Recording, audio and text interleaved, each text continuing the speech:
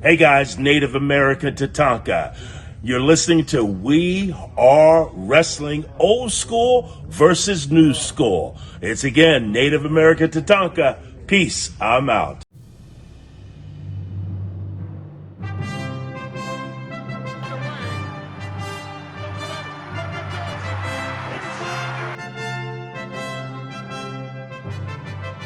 Stick to what you know how to do best. That's talking to that and sign checks. Yeah. Leave the wrestling to me, Daddy.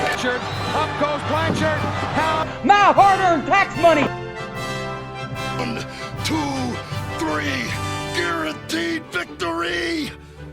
It's always you, Brett. Austin 316 says I just whipped your ass. If you smell what the Rock is cooking.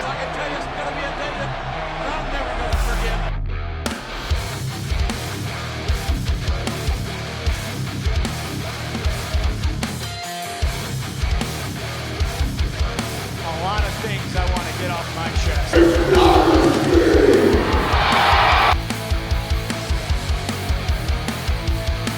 We Are Wrestling, Old School versus New School podcast. What is up? We are Wrestling Maniacs out there worldwide. I'm the host with the most, Mr. We Are Wrestling himself, the best one, Donnie, here with... What's up, everybody? Voice of the Faithful, Phil McManus here. I only got one nickname so far. I'm going to earn another one eventually. And this week, it is WrestleMania week. We got lots of hot content coming your way out of nowhere like an RKO. And man, this month's episode, we are going to be talking about WrestleMania, the difference between old school manias versus new school manias, because obviously we're at 40 years of WrestleMania. So before we get into this, if you're not a We Are Wrestling Maniac yet already, and you're listening to this episode of Old School versus New School, give us a 5-star review, not just any review, a best one review, and download the episode. But if you're not a We Are Wrestling Maniac yet already, over on the YouTube channel, it's WrestleMania week, and you're not a part of the thousands of subscribers, we recommend you to hit that subscribe button now, turn on the post notifications. Videos be coming out of nowhere like an RKO, and of course you already know, the grind is real. God, dude, it's so impressive every time, Donnie. Like, I mean, it's just like, you just fucking know it. That's right, man. I'm the conductor out here. Seriously, man, you're making music. I mean, you're singing it yourself, but like, you know, you're making music nonetheless.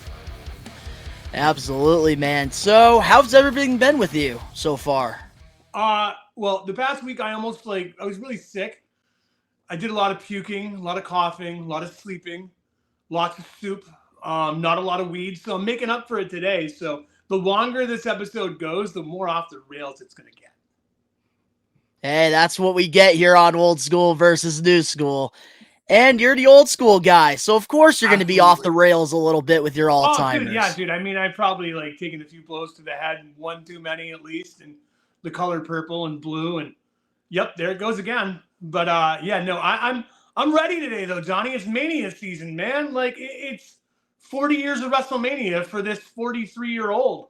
Like, bro, it's one of my earliest memories is wrestling. Like, it's WrestleMania, dude. There's not much bigger than it for wrestling fans. I mean, it's the build-up, just the hype, the matches. Like, on WrestleMania 6 for me, man, was the one where it got me like, okay, this is special, and I'm starting to know what's going on. Yeah, so for me, obviously, if you guys know my backstory, when it comes to old school wrestling, because I was born towards the Attitude Era, and I really got into professional wrestling during Ruthless Aggression. My fandom, I loved it so much that I would go to Blockbuster Hollywood Home Videos with my mom, and I would rent out the old 90s and like the 80s. I would watch a lot of that stuff on VCR. Hell yeah, man. And I just remember one of the WrestleManias I remember watching on the VCR back in the day that I really liked, and I think it was because of the theme of that WrestleMania, has got to be WrestleMania 9, 1993. Las Vegas, man. That was an awesome WrestleMania. That's the one where I feel like they really set up the grandeur of the event. Yes, 9 and 10. Could be. You know, like up until then, I mean, WrestleMania was about the matches and putting as many people there as you possibly could. WrestleMania 9, they started really playing with the sets and really making WrestleMania a spectacle in and of itself, where like you're wondering what WrestleMania was going to wear the next year, kind of like a red carpet event. Yeah, because like to me, like what I got from it was they were focusing on like the brand of WrestleMania. And I remember hearing that on Bruce Pritchard's podcast.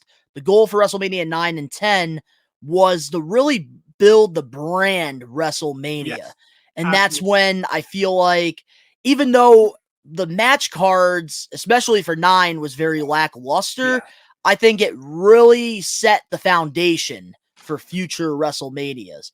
I just love the theme, man, with Las Vegas and just the Coliseum. Oh yeah, the Roman Empire, everyone dressed the up. Togas, camels, all that good stuff. Fantastic, man. It was fantastic. It had lots of memories, and it showed the theatrical side of wrestling other than the gimmicks and the promos and like the Piper's Pit type stuff. It began, like I said earlier, the grandeur of the creation of this thing that we call WrestleMania. And I mean, 9 really stands out for being the one that really said, let's hype this up a bit. And I mean, 10, they got back to basics with basically the doors sliding out. 11, cool. 12, 13, same type thing. And then WrestleMania 2000, I'd say by then it was like, bro, wait a second. Like, here we go. Let's get these big fucking stages again. Let's do this. Let's go Hollywood. And now, I mean, Lincoln Financial Field this Saturday and Sunday, man, like biggest WrestleMania of all time.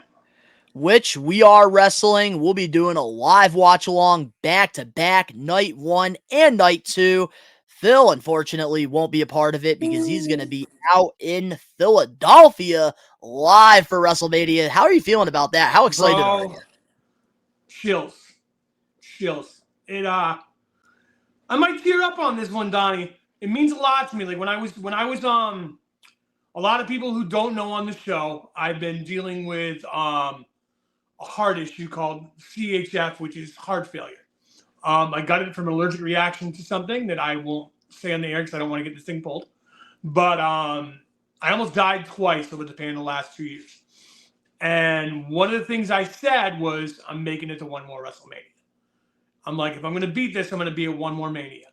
And right when I started beating it, they announced Philadelphia. And I'm like, all right, it's not that far away. We're going to do this. And now here I am, a countdown on my wall over there, man, erasing the board, putting another fucking number up tomorrow. I'm only a few days away from it, dude. It feels really good to be able to be there to see one of the greatest storylines in professional wrestling finish out.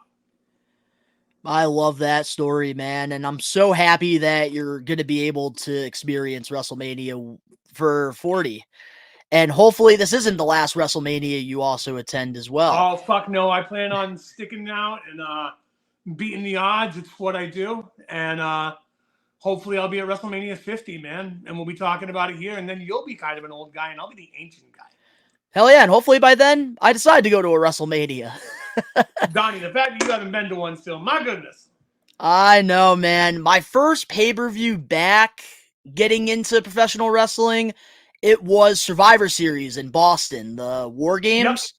Yep. Because here's a little story for the people that don't know, and we're going to go back a little bit old school during Ruthless Aggression. So back in 2005 of December, we had I believe it was Thursday Night SmackDown.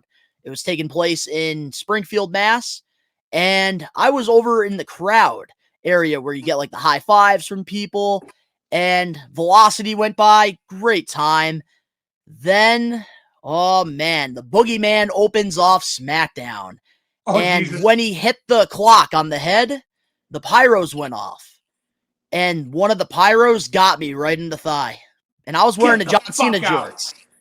So they had to immediately rush me up to the, the medical room.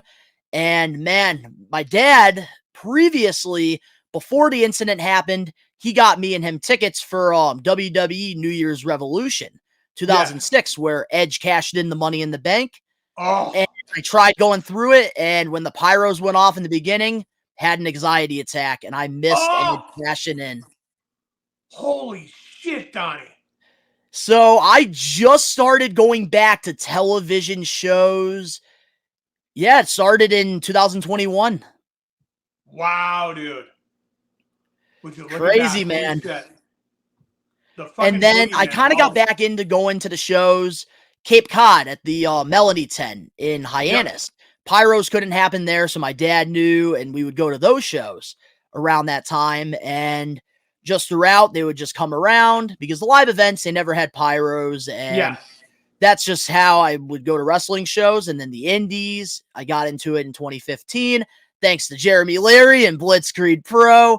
And just throughout the years, that's when I started to get myself back into it because my fear for pyros kind of like went away. And man, like WrestleMania 40, I was going to go.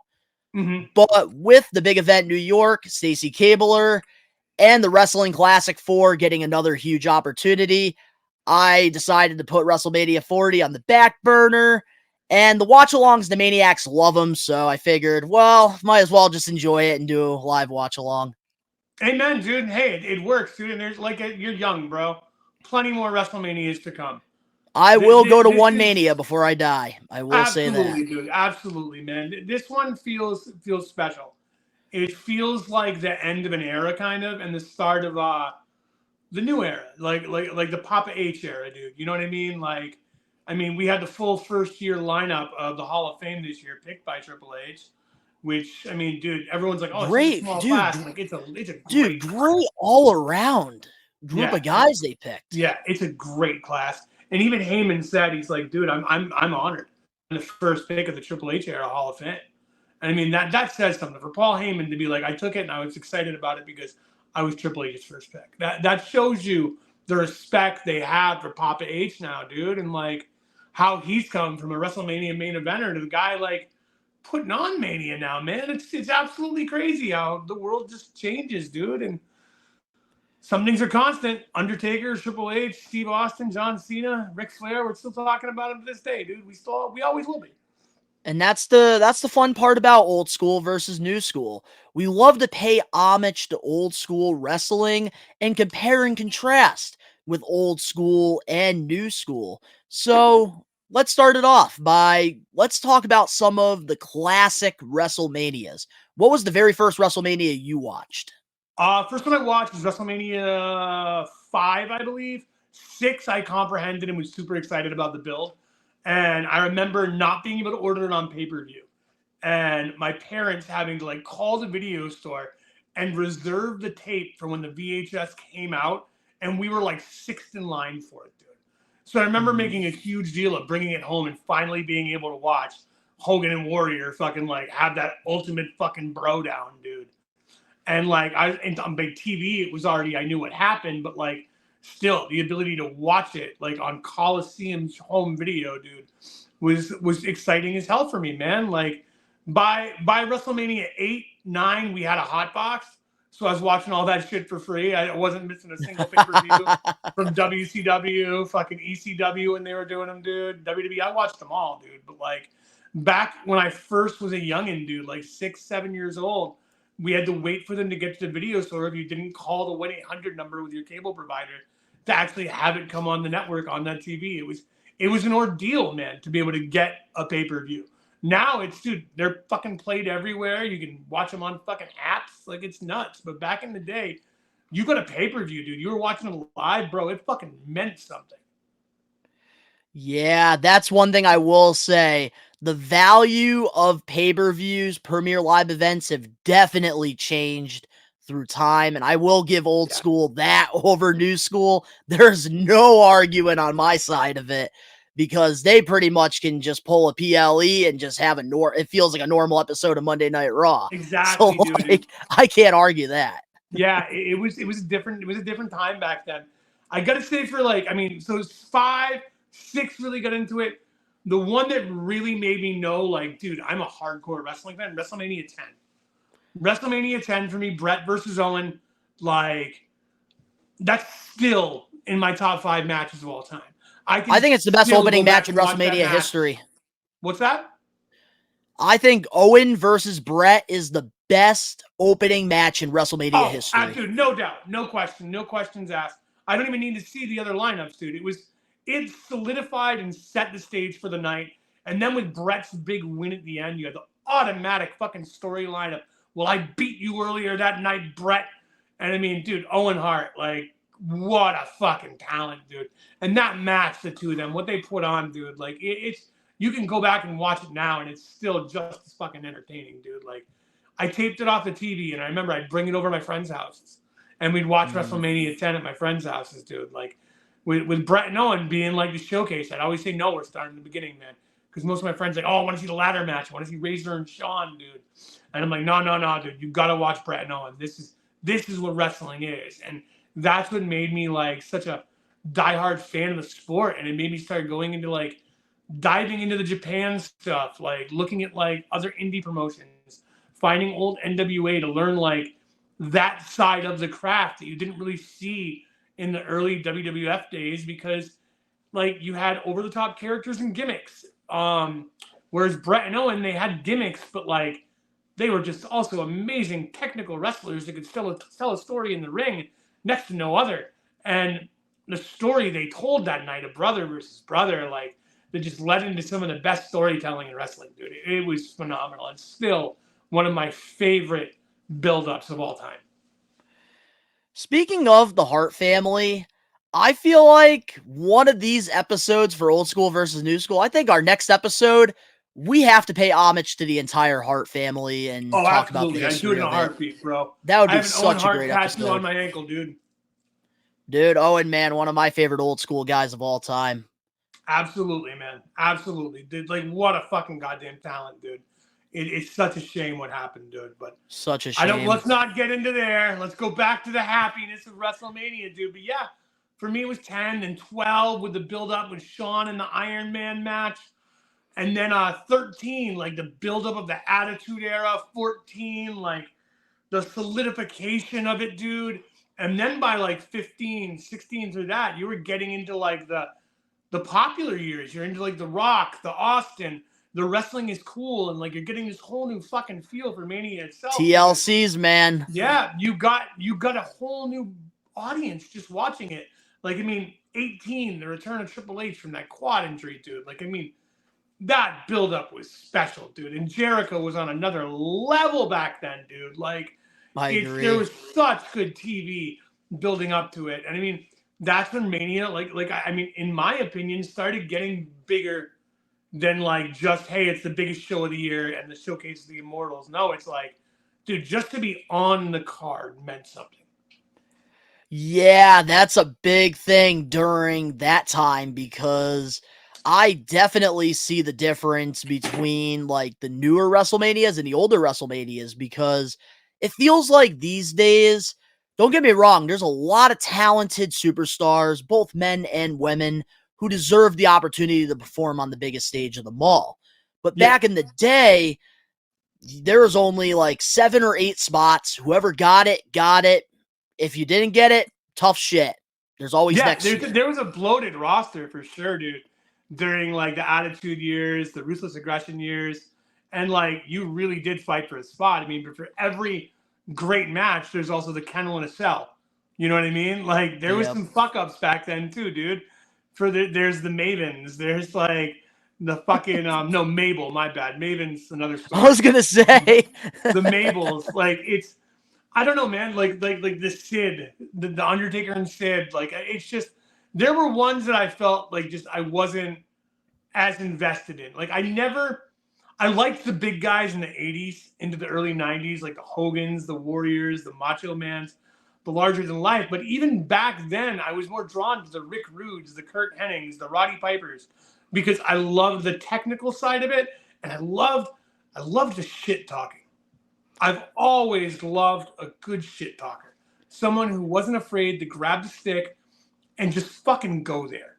And when you got Mania season and you have a good heel or a good face who can grab that stick and just orchestrate this fucking goddamn play that gets you so invested and then they put like Limp Bizkit behind it or Creed, and then you get like, oh man, I'm so ready for this. It's like watching a movie trailer live, dude. Like you're watching it build out, going, oh, that's gonna make the slideshow.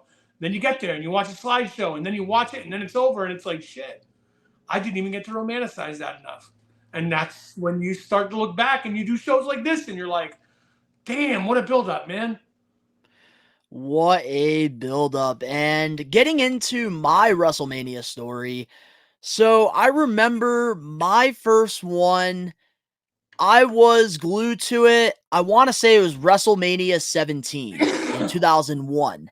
That's, Okay. I think, my very first WrestleMania I actually watched. But I do remember, I believe it was my birthday or Christmas one year. I got this VCR. It was like a WrestleMania. Like it had like all the WrestleManias leading to the one. And oh man, I went down that rabbit hole. I was watching all of them, and I just remember being addicted to 9 and 10 back in the day. 10 is so like that's one thing I gotta say, Phil. I don't understand the hatred for 9 and 10. I don't. I really don't. I think WrestleMania there's so many 10 people is in the one of community best that hate it. WrestleMania 10, like it's sure. There's a lot of matches on the card that like meant nothing, but the ones that meant something, dear fucking God, people still look at it today. I thought one of the most underrated matches on that card was Crush versus Macho Man in that reverse match where you pin somebody outside the ring and they have 10 seconds to get in. I thought it was a really cool concept at that time. Yeah, it was a great mid-card attraction, man. Like, the problem with back then is they weren't really utilizing the mid-card, and the mid-card all felt like a job squad almost.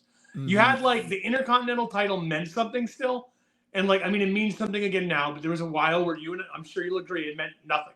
But, like, it was when the Intercontinental title meant something. It's like there was main event, then there was, like, the upper mid-card, and then there was just this fucking pile of shit. I have a good name for the pile of shit. The $1 Million Corporation. Oh, dude, absolutely. There you go, dude. Like $1 Million Man and all the jabronis. You didn't know what to do with anymore.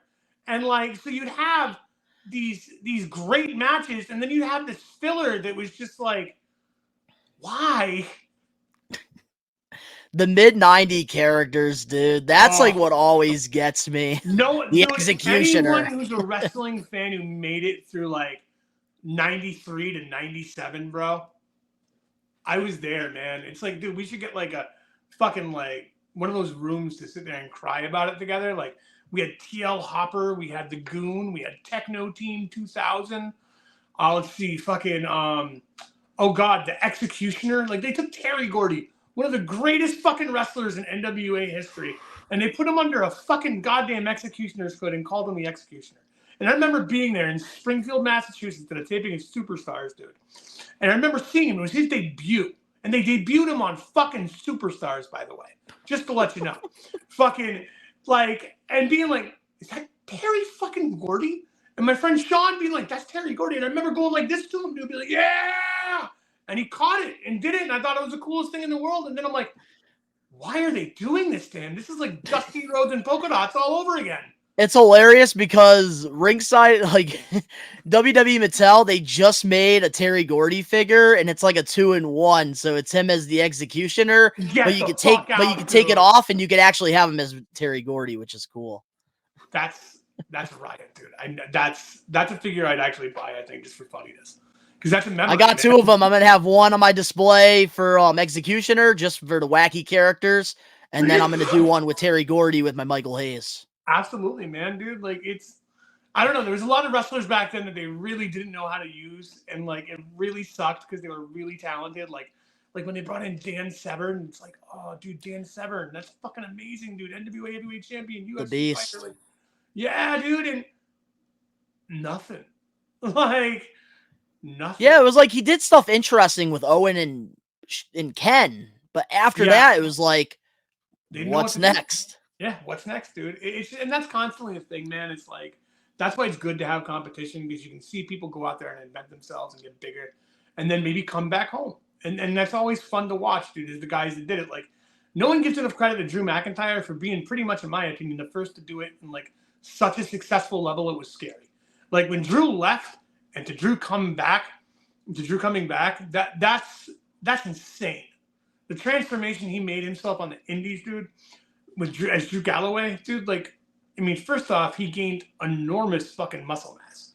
Like, And he didn't really cheat either doing that. Yeah, really stepped up his promo game, dude. Stepped up his presence, his in-ring awareness, and like, he made himself a fucking hot commodity, man. And look at him now, dude. Like, he is doing some of the best work of his career right now, if not the best, in my opinion. I'm so here for heel Drew. I totally have to agree with you. That's something that myself and the Load Rager Ben, we praise every week on the We Are Wrestling podcast. Yeah.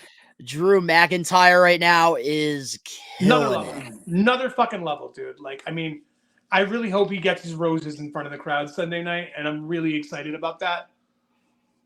I hope so too, but the more we're getting close to it, I just have this gut feeling that Rollins is going to win, and I hope it doesn't happen. Me too, man. I feel the same way, and you're right. It's like the more we're getting close to it, the more it's going to be like, how did he survive both nights and do it? Yeah, I see it, and then maybe Monday night we need a Priest cash in or something. Yeah, but I don't know, man. Priest, I'm just at this point, I'm so over done it. With him, dude. I just want to know. I want the case out of the hands, just so it's over, so we can actually give the case to make it mean something again, maybe. Because since COVID with Otis, dude, the case has meant nothing. Him, Theory, and Priest have been 3 just fucking washes, dude. They got to give it to a guy like LA Knight, man. Oh, that's the only one who can win it this year, man. I really hope they do too. So yeah, we got? Your WrestleMania, dude. That's Your right. WrestleMania. We just fucking side. I told you it was gonna happen. Hey, it happens, man. We love professional wrestling. That's how it is, man. But I gotta say too, like going into WrestleMania 17, which man, we had the Hardys, Edge and Christian, Dudleys. Also during 17, we had just all of these great just matches, especially with Steve Austin and The Rock. Yep. Austin turning heel. And this was around the time where Vince bought WCW. So after that, we got the Invasion. And things were just starting to get really interesting during that Mania. I remember Undertaker versus Triple H, them going all over that arena. Yep. And just, man, the presentation, even the Legends Battle Royal was hilarious. Oh, absolutely, dude. And that's when it started again, getting bigger. Like, and ironically, behind me, WrestleMania 18 is on right now. And I'm at the main event. But Hogan. I don't know, man. It's become so big, like the set pieces, everything now that like bring it forward. I mean, we look at 20, which not a lot of people look at anymore because obvious reasons with you know, Chris Benoit and shit. They did rank every Shawn Michaels match, myself and Ricky Knows Best, from worst to best earlier in the week too. Oh shit, dude. Mr. WrestleMania. We actually talked about that WrestleMania 20 match for a little while. Yeah, WrestleMania 20's got that weird asterisk next to it in a way because of what happened, but it was a great WrestleMania. I remember getting the DVD of it, dude. Like the slide open, like it was great. It was such a fun Mania. Image of what I thought would live forever of Eddie Guerrero and Chris Benoit with the titles together, hugging at the end. Like, I mean, dude. That was a moment, dude. Like, it was like, holy shit, they both finally made it. They did it. That build up with Eddie bringing the title into it against Angle by beating Brock and No Mercy, dude. Like, that was such a good Mania. Wait, not No Mercy. It was No Way Out. No Way Out. That's what it was. I knew it was a no something, dude. But yeah, it was great. No one expected that. I didn't expect Eddie Guerrero to beat Brock Lesnar and go to Mania as a champion, man. Yeah, dude, I loved it because around the time it felt like they finally got their flowers after all of these years of sacrificing, going all over the globe, even outside of WWE, and trying to make a name. And they were both told, you're never going to win the world championship. You're a cruiserweight at best, or you're a mid-card champion at best. And they had that moment. And it's so unfortunate what happened afterwards, which is why it feels like it's just been erased from history. But 20, I felt like was one of those new school WrestleManias that brought back that old school WrestleMania feel. It really did. I mean, you were the 20th anniversary, man. It was a big deal. And I mean, the buildup for it was fantastic. And like you said, it was the guys getting their flowers who you never thought they would. And my God, dude, like those matches were fucking insane. Like it's such a good card, but like the tragedy like overshadowed all of it. And I mean, deservedly so. But it's just a shame for all the other matches on the card to get forgotten because of it. Including the Dead Man, too, making his return. Yep. Back in Dead Man 04. Taker, dude. And that's where, like, my fandom was at an all-time high, was WrestleMania 20. Yeah. Probably all the way to WrestleMania, probably 27, 28. Okay. And, so what would man, you say this is your favorite Mania of all time then, Donnie? Ooh, my favorite WrestleMania of all time. I've always said WrestleMania 9. I just love, like, the theme of it. I just remember the card from start to finish. But my favorite actual like, if I had to pick, like, one that just really stood out, WrestleMania 21, 2005, man, goes Hollywood. Yeah, Hollywood's a great Mania. Like, we had Randy Orton versus Undertaker. John Cena, my childhood hero, wins the WWE Championship. Batista wins the World Heavyweight Championship. My favorite match of all time, Shawn Michaels versus Kurt Angle. Oh, dude, bro. Nothing will ever beat that match to me. Bro, that match is a masterpiece. I think with your Shawn Michaels show, that should have been either tied for number 1 or number 2. Like, I couldn't do ties. It was number 3, unfortunately. It was number 3. Number 1 for me would be the first Shawn and Taker. So the first one was, I believe Ricky and we picked the Iron Man match as number 1 for WrestleMania 12 because that's what made Shawn the Heartbreak Kid, Mr. WrestleMania. I think then I believe Mr. WrestleMania. Number 2, WrestleMania 25, the first match they had. You gotta remember, dude, he was already like main event status and stealing the show since WrestleMania 10. WrestleMania 11, I mean, he was also in the main event. Yep. So it's like, you really look at it, it's like, was he really? Like, he started way back before. He was the good guy face of the company after WrestleMania 12.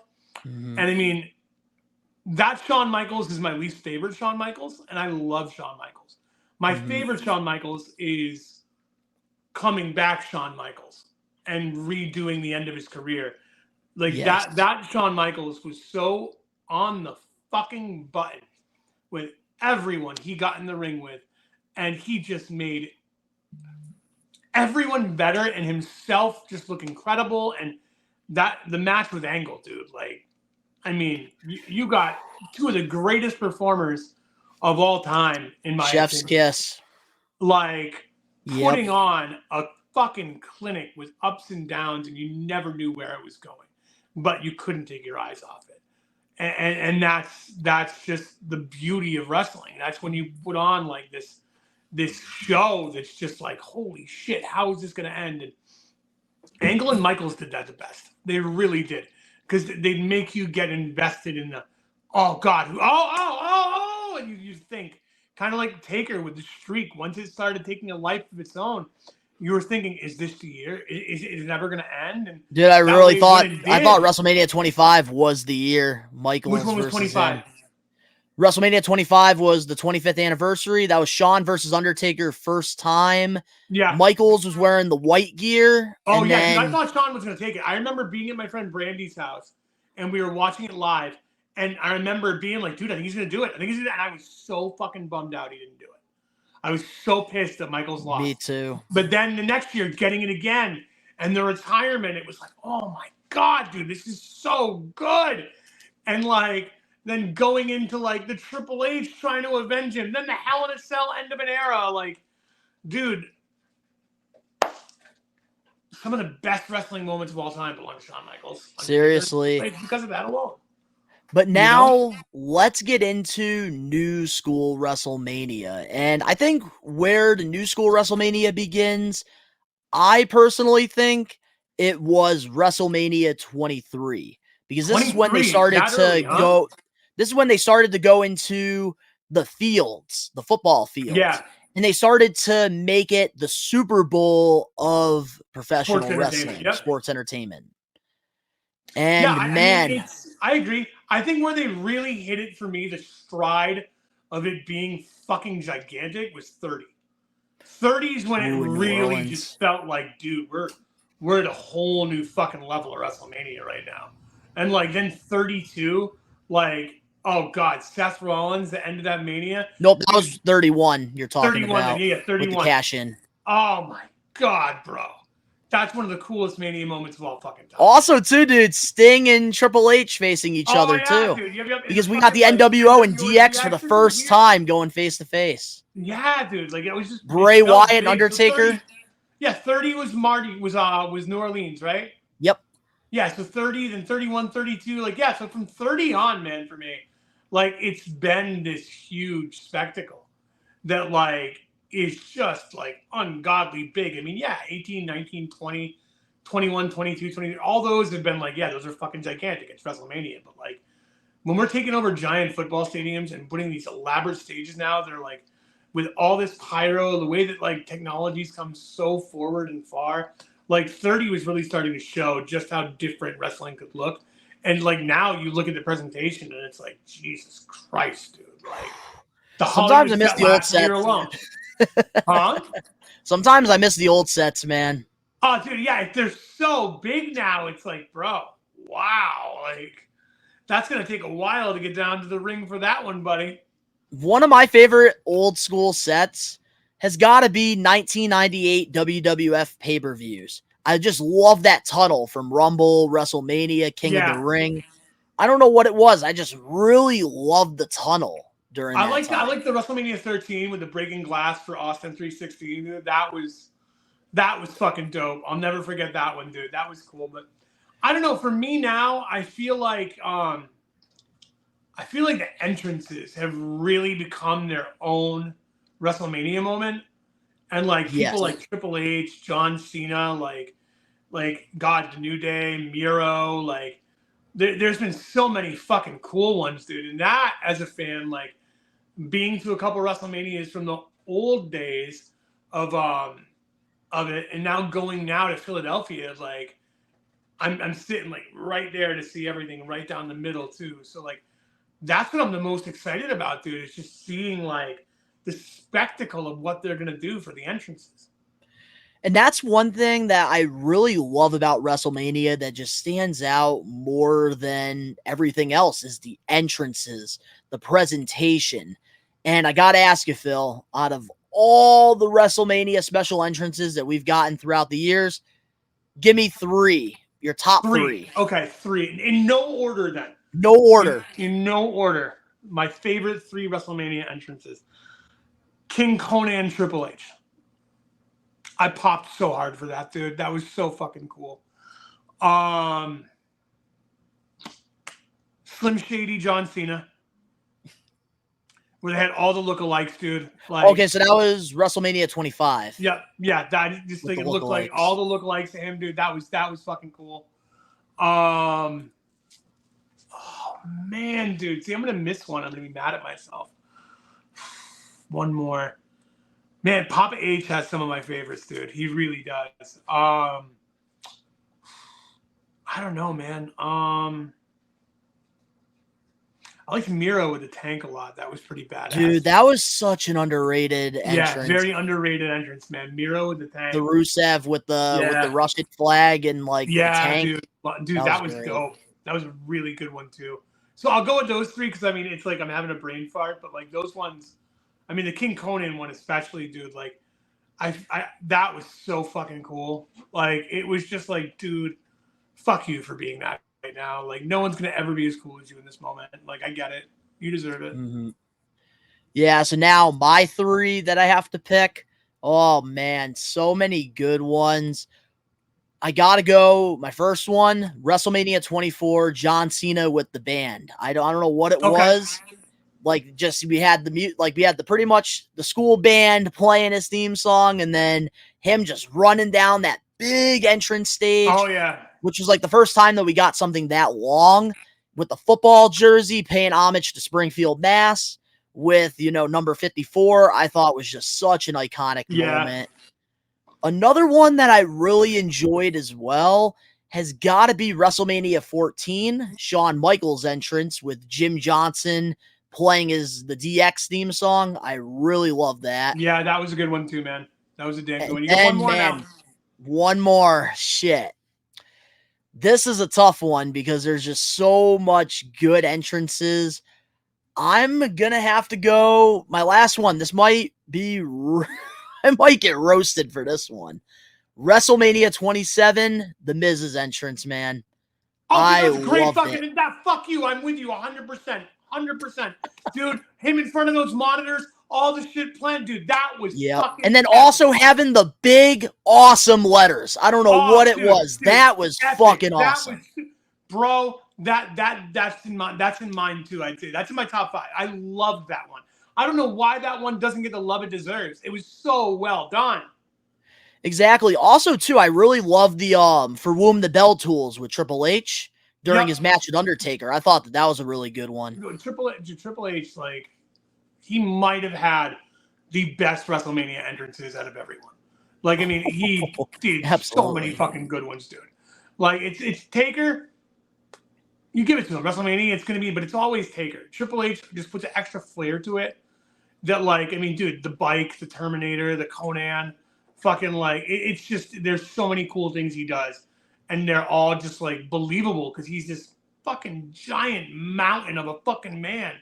And, like, you believe you're looking at this fucking, like, King Conan type guy, like, or this fucking Terminator. Like, Triple H has something that, like, few guys had, and people didn't really appreciate him until he was gone. I definitely have to agree with that because I felt like a lot of people are just like, another Triple H match. What the fuck? He did exactly what he needed to do. He made you fucking feel that way. That's how you knew he was good at what he did. That's what I told everybody. Like, dude, he's doing exactly what you did. No, it's different. I really hate this guy. Exactly. That's the big thing I always said back in 2005 as a kid with JBL and Triple H. They were some of the best heels in the game. The wrestling god JBL. Because I think, like, if you didn't know kayfabe, you felt like that run was never going to end. It was literally like it was hell on them, dude. Like, it's crazy when you get your gimmick that fucking good. Magic fucking happens, dude. And then Batista, I think why 21. Dude, that's why 21 for me was probably my favorite WrestleMania because John Cena and Batista both got that moment. And it, like, for the first time ever as a kid, it was like, I see heaven. Yeah, you saw your heroes. Because, see, that was like me watching WrestleMania 10, like Brett and Owen and Razor and Shawn, and being like, yeah, dude, this is fucking great. When you started watching, you got your John Cena, you got your Batista. And I was sitting there watching going, oh, dude, yeah, Batista era, let's do this. Cena, love this kid. Let's see where this goes, dude. And, like, even when Cena had that run where it was like Super Cena, 5 moves of doom, people were like, oh, fuck this guy. I'm like, dude, you're going to miss it. Just wait. You're going to fucking miss it. Yep. Because I feel like John Cena, out of everybody in WWE history, nobody has had the connection with the audience, the universe, like John Cena. I agree. I mean, maybe Taker, you can't really take away from the fact that, like, that man is synonymous with the audience and making people feel a certain way. Well, I think Taker is the greatest character of all the company ever made. He was born to do what he did. He is the best face of the company they ever had. His ability to wow any crowd if they were with him or against him, and not just stay in character but carry the entire show, was second to none. That man deserves every fucking rose on the planet, and he is on the Mount Rushmore of wrestling for a fucking reason. And if you disagree with that, you're not a real wrestling fan. No, I definitely totally agree with what you're saying. I think Undertaker overall is the greatest of all time. Yeah. Well, I'm talking about that one-on-one connection with the fans. Undertaker, he was always in character during his run in WWE. Yeah, he never broke. And yeah, he did. John Cena, on the other hand, every week, it was like he had that connection with the fans. He had the Hulkamaniacs, and he also had, like, the older crowd. He was the closest thing that we had to Hulk Hogan since Hulk Hogan, but he was cooler than Hulk Hogan. If that made sense. He had that street level cool to him at the same time, too. Because hip-hop around that time was very hot. If you really wanted to put it on paper, the way they connected with the fans, it's the same way. Like, Hogan and the Hulkamaniacs, dude, in the 80s, in that era, the connection he had when he walked in a room, dude, like, it was commanding. Like, I mean, you may have not knew wrestling, but you knew fucking Hulk Hogan. Kind of like if you don't know wrestling, you know The Rock, John Cena, Hulk Hogan. Those are three names that, like, if you're not a wrestling fan, you know those three people, no matter what. You know The Rock, you know John Cena, you know Hulk Hogan. You can probably rattle off a few other names, but those are three mainstays that I believe everyone can know because they broke out of just wrestling and went into mainstream media and made wrestling a spectacle for everyone. That, I definitely totally agree on. And man, it's just crazy throughout the years to see the evolution of sports entertainment. To see, like, we started off with the Hulk Hogans, and then we go from Hogan to Steve Austin, Rock. Then we get John Cena, and then after John Cena, now we're getting Roman Reigns in the situation. And now I think Cody is right next Yes, with WrestleMania he's definitely 40. next, and it's the next face of the company. And I mean, the dude's paid his dues. He's great with the public. He's great with PR. He's great with people. He's already doing the Make-A-Wish route. He's perfect. He's the perfect baby face, and we're ready for that handoff. We're ready for the We're ready to finally romanticize the Roman Reigns era, I think.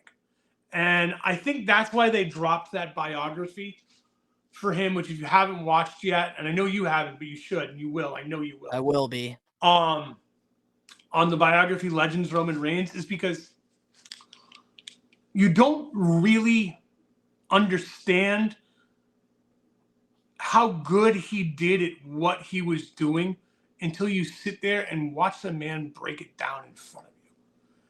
And it just put me at a whole new level of respect for the situation of like, wow, you did all that. Yeah, you did what you said you were going to do and you're still doing it. And like the business is at like the best it's ever been under your, because you just decided, no, I'm going to do it this way.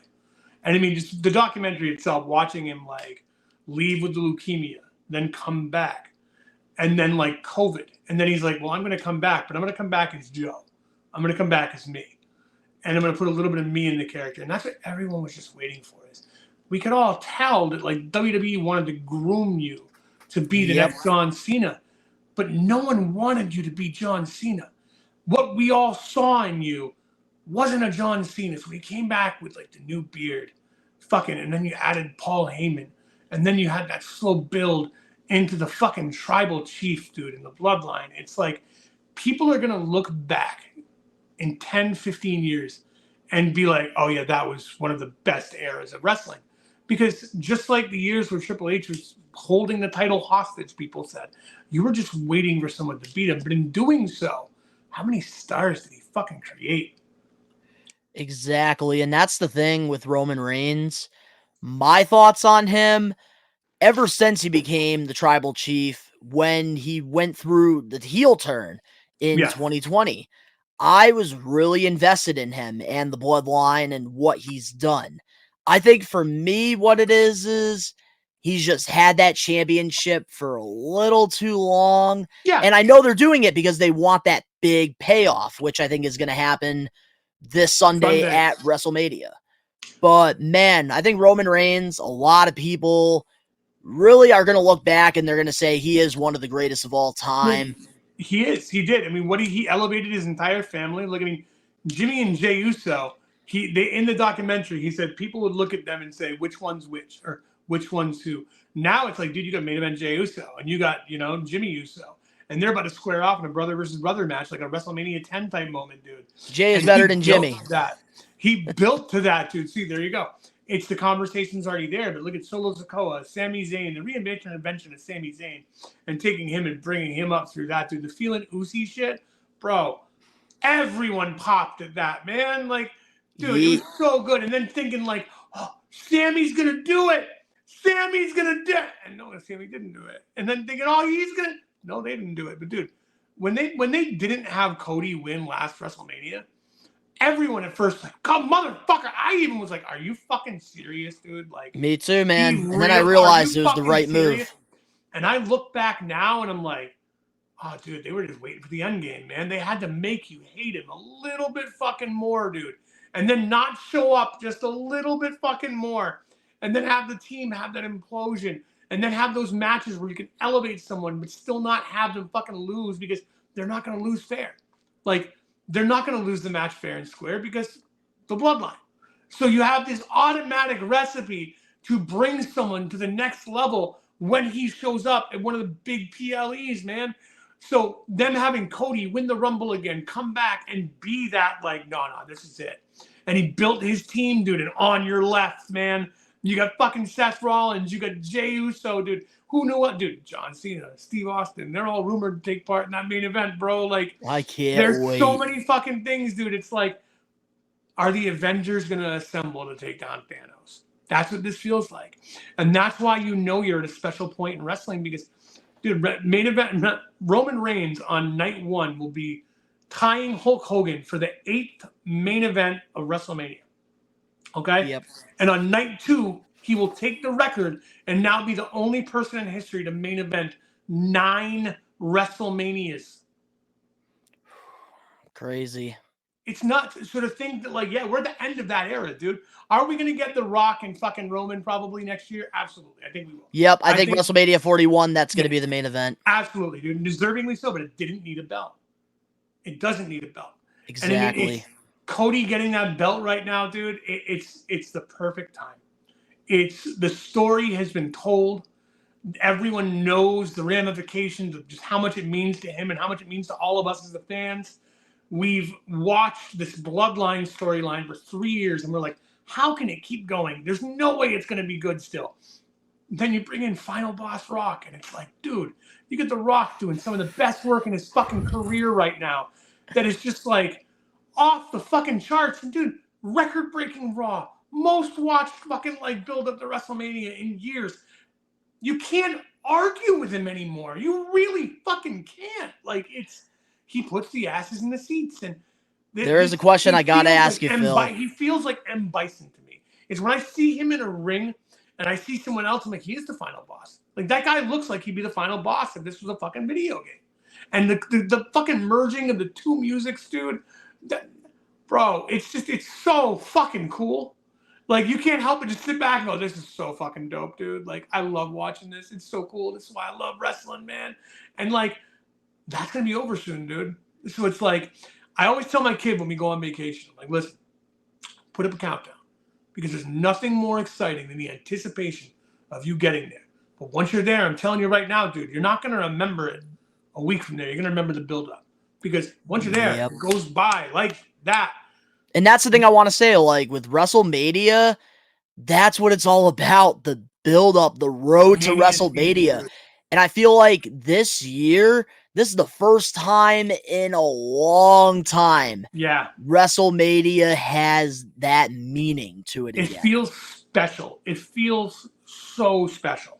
Like, I mean, I'd say the Yes Movement Mania, that was one that felt super special. Kofi Mania, that felt super special.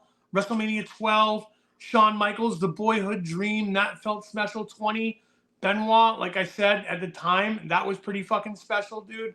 Like, but this one, like, this feels different. This is that new build, that new kind of build we can expect for Mania. That's only going to get better, hopefully, as the years go on, and this company finds its footing as the new face of WWE. So I do want to ask you, because you just mentioned the final boss, Rock. So recently, last week on the We Are Wrestling Podcast, episode 101, Ben made a hot take saying that the final boss, Rock, is the best version of The Rock. I agree. As an old school fan, do you agree or disagree? 100% agree. It's my favorite version of The Rock he's ever done. It's a merging of all of his best characters into one. It is his finest work he has done. I don't know about the in-ring work yet because we haven't got there yet. But in being a sports entertainer, dude, and keeping the crowd in your hand and building great storylines and making people believe it, and just the size he is now, the shit he's learned, like where he's at, he needs them as much as they need him right now. Because all the shit that he did with Black Adam, all that other fucking shit, dude, like, he lost a little bit of footing in Hollywood. Let's be honest. Bro, they just made him fucking cool again. That motherfucker just like, boom, I'm a badass again. And like now I care about everything the fucking Rock does. I see him put a post out. I'm going to watch it. Like the Rock is the Rock from back in the day, but just the fucking perfect balance of the old Rock, the new Rock, and this fucking version. And dude, that you can't, I can't think of another fucking entrance right now in wrestling already that is better than the final boss Rock entrance. when that fucking music hits and the lightning hits and it goes and it changes and you see Final Boss. And he's standing there and it's that silhouette. It's like, motherfucker, dude. Like, how do you keep doing this, man? But yeah, I'm going to agree with Ben on that 100%. Final Boss Rock is my favorite version of The Rock. Definitely valid reasons for both you and Ben. Myself, my favorite era of The Rock has always got to be 2001 People's Champ. But I think it's just all nostalgia at the end of the day, which is probably why. Yeah, dude, I was there for it. I lived through The Rock, like, becoming The Rock. Like, I remember the Nation of Domination shit. I remember Rocky Maivia. I remember Die Rocky Die. Like, oh, you loved Rocky Maivia in '96. Oh, dude, like, I remember all of it, man. Like, it's watching that character. Dude, there was no one cooler than The Rock back then. In high school, it was D-Generation X and The Rock and the NWO. Those are the three things that, like, if you weren't a wrestling fan, you knew those motherfuckers. Like, you were all about those. We had the fucking suck it to the school dances, dude. The fucking 4 Lifes in the hallway, man. And everybody fucking knew who The Rock was. It was like all the girls were like, oh, dude, The Rock? Yeah, The Rock. It was great. Yeah, it's good to romanticize it because it's something to be romantic about. But when we stop and we look at the evolution of the character and we see just how amazing he got, like when he went from that Rock to like Hollywood Rock when he came back again, to then like the Cena Rock, which that was my least favorite, the Boots to Asses Rock, not a huge fan of that one. And now this one where I thought it could have been like a little bit, but he just flipped the script and made it the most entertaining version of himself he's ever been. It's like he learned from all of the versions of himself to create this amazing like character that just feels like the name says, a final boss in a video game. You know, man, I think you've convinced me. Like, it's because if you like and romanticize The Rock, you're looking at The Rock. There's no other Rock that could have been this way because this Rock is solidified and knows who the fuck he is. Before he was just telling you. Now he knows it. Yeah, man. And that's the thing, just in general, when it comes to like the evolution of professional wrestlers and superstars, it's really cool to like see where they started to where they got to now. But ending things now with this episode of Old School versus New School, when it comes to WrestleMania, are you a fan of the old school manias or the new school manias? I got to go with the new school. I think that the old school created something that was supposed to be larger than life, that was a gamble, where Vince McMahon took all of his money and said, let's throw it all into one fucking show. If it didn't work, we wouldn't have the WWF again. We wouldn't have. It would have been out of business. But it worked. And then he kept doing it. And he got better at it. But over the years, like, it wasn't just Vince's baby anymore. It became the guys' babies. Everyone had something to look forward to, something to build towards, something to work towards being in the card. And then the cities became characters where they took it. There was themes. You look forward to the commercials. Like when WrestleMania went Hollywood the first time with the movie trailers, like it became this fucking thing that just like this juggernaut of like a Super Bowl of sports entertainment that you didn't even have to be a fan of wrestling to appreciate, because you had celebrities, you had like performances, you had who's going to play who to the ring. Like it felt larger than life. It is larger than life, and it finally has the platform it fully deserves. And that's why to me WrestleMania is better than the World Series. It's better than the Super Bowl. It's better than any sporting event, because it takes from January till April to put on, and it's like a playoffs kind of thing where you get your top talent and your guy you want to be a top talent, and you start pushing them on this road to get to this mountain. And then after that, it's like, all right, we got it. Where are we going to go from here? And you start over. So it's like a whole new season of what's going to happen this year, and what guy's going to step up, and is the audience going to champion this person? Where they going to start thinking like, shit, maybe he's going to have a spot in the Rumble. It's WrestleMania creates superstars. WrestleMania creates moments, and the new WrestleMania itself is the most entertaining spectacle. I mean, it's probably the most American thing about fucking America. So I'm going to go the complete opposite route. I'm going to go old school WrestleMania. And the reason why I have to pick old school over new school is because, yes, WrestleMania as a brand, new school over old school any day. but I feel like those defining moments in the older WrestleManias, if it wasn't for like the boyhood dream has finally come true, and the ladder match with Razor and Shawn, and, TLC, the Andre branding with Hogan. WrestleMania 9, and, even WrestleMania 1, bringing in Mr. T and having him with Hulk Hogan, having Muhammad Ali. I feel like WrestleMania would not be where it's at without those defining moments that made WWE into this larger than life sports entertainment company. So my question for you then is I maybe I'm misunderstanding the question of what I think is like the better version of Mania. I think the better version of Mania is this, but like if you want to look at it from like what made Mania, yeah, it's the older ones, like no doubt. Because if it wasn't for those matches and like the Hogan Andre, the Warrior fucking Hogan, like the Bret Hart Yokozuna, like Hogan and The Rock, like that can still be considered old school almost now. Like it's those moments define what WrestleMania is. But if the question's what version of WrestleMania presents better and what version of WrestleMania is a better version of WrestleMania, I'll go new school. But if it wasn't for the old school, there wouldn't be a WrestleMania. Yeah, no, exactly.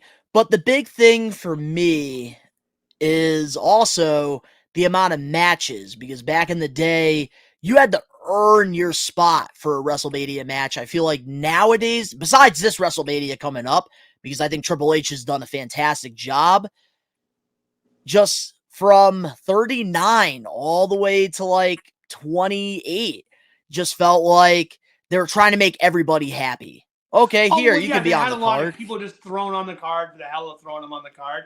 That's why I feel like WrestleMania. That's why I feel like WrestleMania 30, because I feel like after WrestleMania 33, 34 to maybe 38 felt like a blur.